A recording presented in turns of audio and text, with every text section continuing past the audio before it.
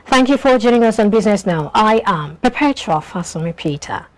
To the news, President Muhammadu Buhari on Wednesday finally unveiled the redesigned Naira note as proposed by the Central Bank of Nigeria, CBN.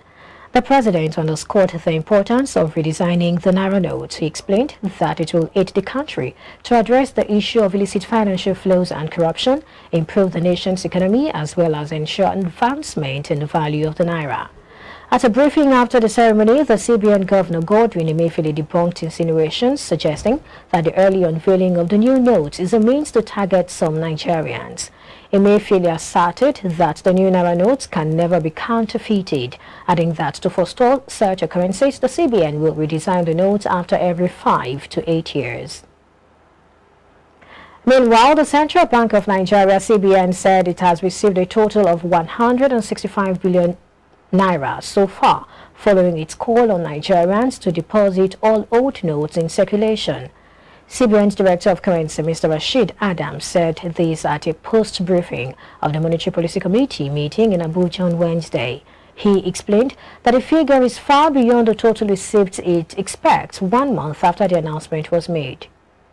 Mr. Rashid expressed concerns that despite some waivers by the Apex Bank on deposits, just a few Nigerians have come forward, stressing that there will be no extension on the January 23, 2023 deadline. The Central Bank of Nigeria also noted that a total of 2.7 trillion naira is currently outside the banking system. The 100 basis points hike in the MPR, as announced by the Monetary Policy Committee, has become a major talking point. Though analysts expected a hike, what was not expected was a 100 basis points hike.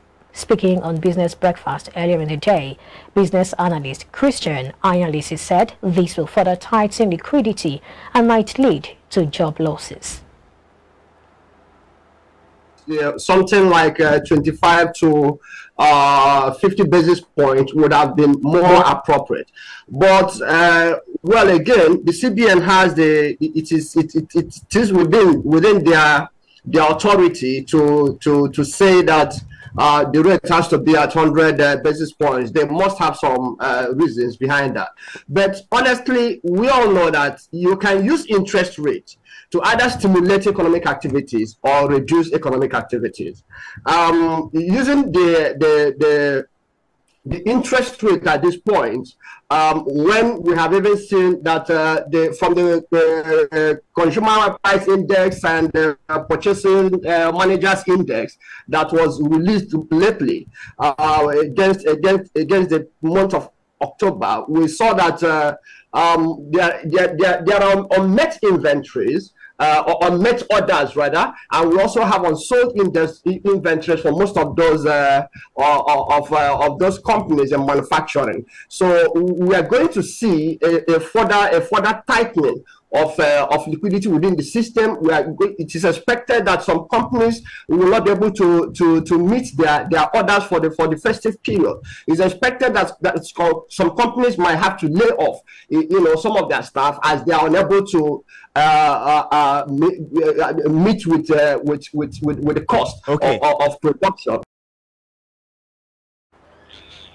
The ad hoc committee set up by the Senate to investigate oil theft and consequent damage to the nation's economy said on Tuesday that Nigeria lost $2 billion, equivalent to 1.3 trillion naira, to oil theft between January and August this year.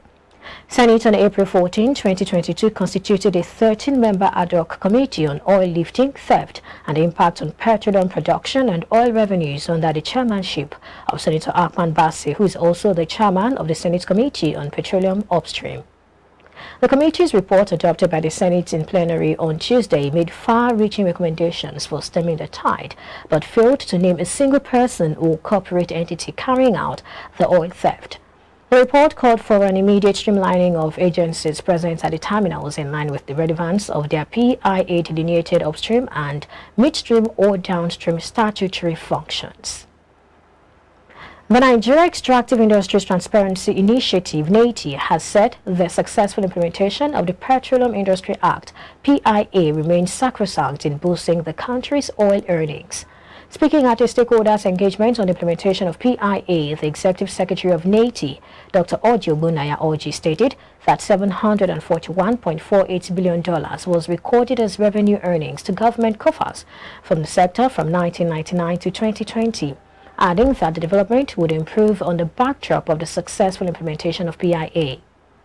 Oji said emerging issues on the Global Extractive Industries Transparency Initiative 80 and NEITI's obligation under the PIA were forcing the agency to review its enabling law to accommodate the development. He said the agency would leverage its experience and exposure in the oil and gas sector over the years to ensure that the implementation of the PIA delivers its overall objective and desired results. The Minister of Finance, Budget and National Planning, Mrs. Zainab Ahmed, is to launch the revised Capital Market Master Plan, which is expected to be the roadmap for the capital market for the next few years. This is also as the Securities and Exchange Commission, SEC, has scheduled to hold the third quarter Capital Market Committee meeting. The 10-year master plan, which was launched in 2014, is being revised to reflect the dynamism of the market and developments in the financial technology, among others.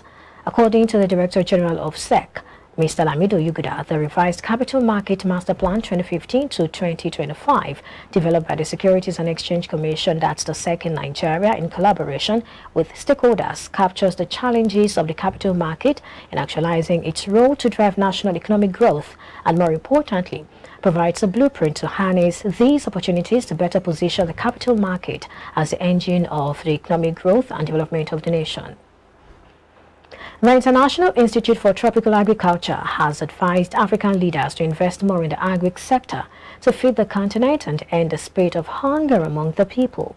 Director General of the Institute, Netaranya Saginga, advised while speaking at a media interaction held recently in Ibadan.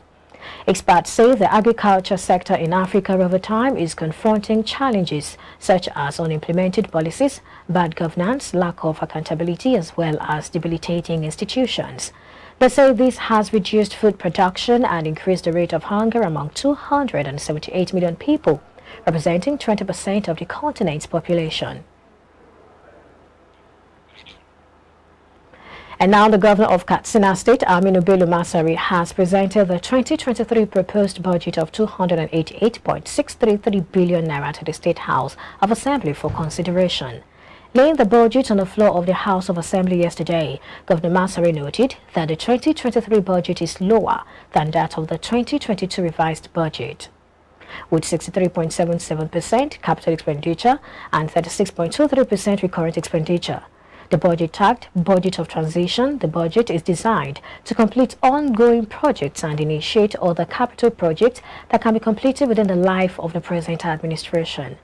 Explaining that the total amount projected to finance the 2023 budget is a sum of 184.052 billion naira, comprising 62.592 billion naira as internally generated revenues from the State Board of Internal Revenue and other MDAs. He affirmed that the revenue receivable from the Federation account is estimated at a sum of 119.021 billion naira, with an opening balance of 12.062 billion naira also expected to fund the budget. Kebbi State Government has released 550 million naira for immediate disbursement to 4,000 less privileged persons in the state. The money, the government said, was under its social transfer program, adding that the beneficiaries were selected for the KB Cares program aimed at cushioning the effects of the COVID-19 pandemic, which was caused by the national lockdown in the country.